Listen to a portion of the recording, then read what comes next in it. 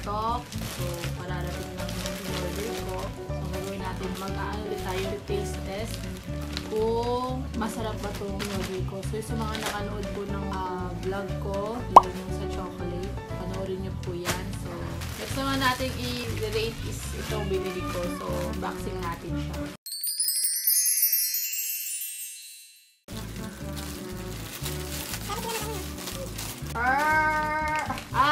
Ito nga palang pagkain na to. So, i-relate natin siya kung sarap ba siya, kung pwede na ba siya as snacks lang. So, ito palang pagkain to na to. Kung kayo or yung mga ibang kabataan na hindi mahilig sa gulay, so, pwede sila dito. So, mapapakain nyo sila ng gulay. Gaya ko. Buksan na natin. So, ito siya. Wait lang. Tan! Ayan, so ito yung Bibizan fruits and vegetables are crispy. So ito yung i-rate natin kung ano ba lasa nito. Kasi guys, nakikita ko siya sa mga TikTok. So yung kung hindi daw mahilig kumain ng gulay, ayan, may na-invento na sila na ganitong snacks na pwede siyang, kumbaga makakain natin yung gulay ng malutong. So, tingnan natin kung ano bang lasa nitong fruits and vegetables crispy. Yung mga iba't ibang gulay siya. Meron pa nga ano, yung okra. Eh, hindi ako makain ng okra. So, titikman natin kung masarap ba itong mga gulay na to. Mga chichiryang gulay. Ayan. So, meron nga pala muna akong kasama no, ang aking pinsan. So, dalawa kami mag-taste test ng Bibizan. Hindi ko mabasa eh. Ano, expiration niya 2024 pa. So, 2024, June 14. So, mukhang galing siya ng China. Kasi yung sulat niya, oh, ayan. Yan, so buksan na natin tong Bibizan.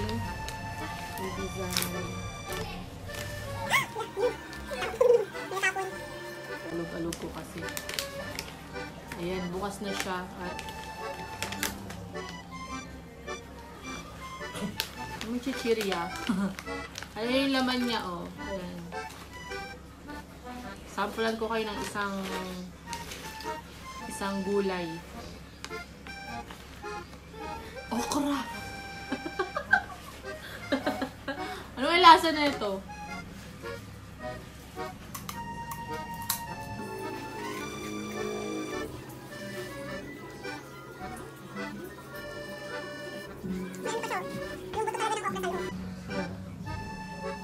Isa pa ka.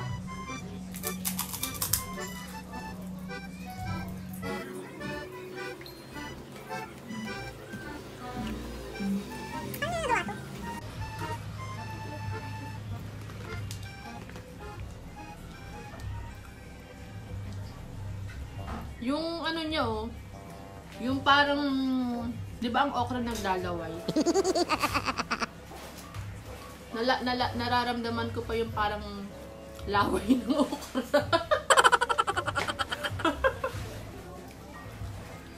Lasa niya yung okra na gulay, parang ginawa lang, pinalutong lang yung okra.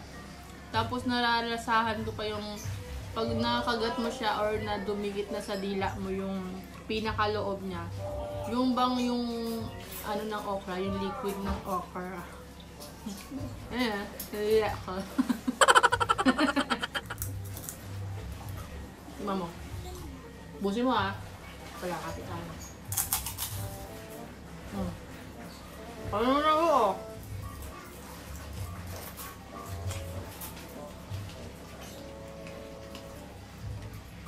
Okay naman. Masarap. Okay naman siya. Siguro ano, 7 out of 10. Next, kuha tayo ng ano ba to? Hindi. Anong ano ba to? kamote.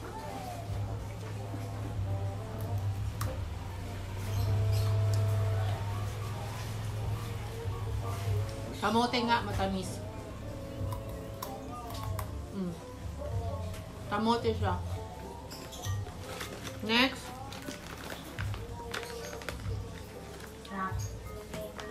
Anong gulay to? Meron pa ano? Teka lang, balik muna natin to Meron naman dito, hindi ko alam kung carrots ba to o kalabasa. Tapos, ito, alam ko to, ito. Ito, saging. O, diba? Saging to. Parang banana chips. Banana chips siya. Parang isa lang yung ano niya. Isa lang yung okra. Ayan, so nilabas ko na sa lagayan or kumuha ko ng mga iba't ibang klase ng gulay na para ipakita ko sa inyo. Though di ko na mapapakita yung okra kasi yun po yung unang-unang ko kinain. So sa isang pack, isang okra lang yung nakalagay. So ito muna, hindi ko alam kung anong gulay ba to. Ayan. Yan po ba ay gabi? Para siyang gabi. Hindi siya patatas, day. Parang ito yung patatas or radish. Yan, di ba? Para ito parang gabi. Ito parang radish or patatas. Tapos ito naman, hindi ko alam kung ano to, kung kalabasa ba to o ano, o ampalaya. Pero tingin ko kalabasa. Ayan. Ayan, tulad nga kanina, ayan, may saging, tapos may kamote, may kamote. At syempre may carrots. Ayan yung carrots nila. Tapos, ito ano nga to, hindi ko alam kung ano to Alam ko ano to, yung malambot. Hindi siya grapes. Para siya ano, yung... Hindi. Ito hindi ko alam ano ba to. Parang cucumber. Parang cucumber to Diba? Tignan natin yung carrots.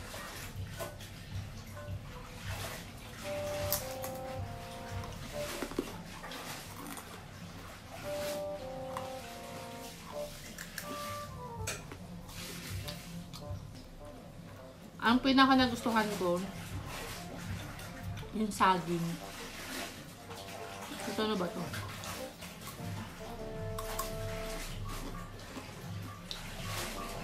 Patatas. Patatas yung puti. Parang french fries. Patatas niya. Ayan. Tapos, hindi ko alam ano ba to.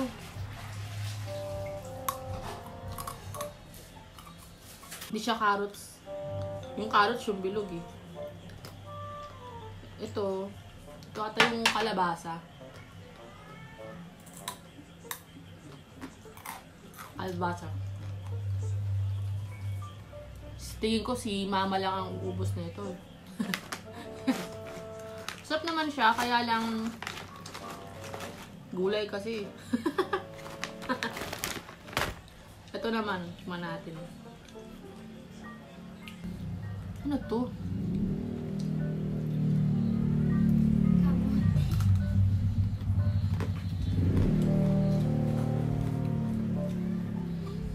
Parang masarap to. Tignan mo. Sarap. Ano siya? Medyo maalat. Diba? Parang siyang chichirya na deep sea. Ito saging. O, nagmo-moist siya o nagmo-moist. Ako gusto ko, saging. Banana chips. Oh, masarap. Masarap yung parang ano. Yung parang gabi.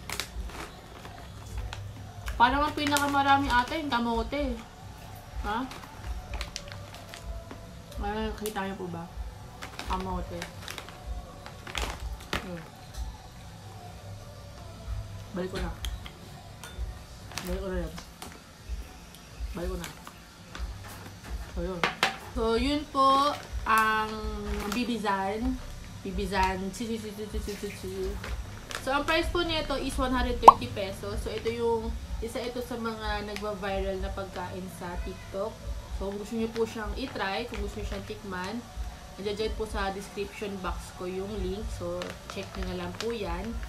Pwede kayo pumunta sa aking TikTok shop. So, nandoon po siya. Ilalagay ko na lang siya doon. So, 130 pesos lang po. Try nyo na siya. Ang ating vegetable snacks para sa mga hindi may kumain ng gulay. Lalo yung mga kabataan o tulad ko. Mapapakain nyo na sila dahil meron na po chichirya ang mga gulay. So, isang okra lang yung nakalagay. Sayang din. Ba't ko na hinay, pinatikim namin kay mama.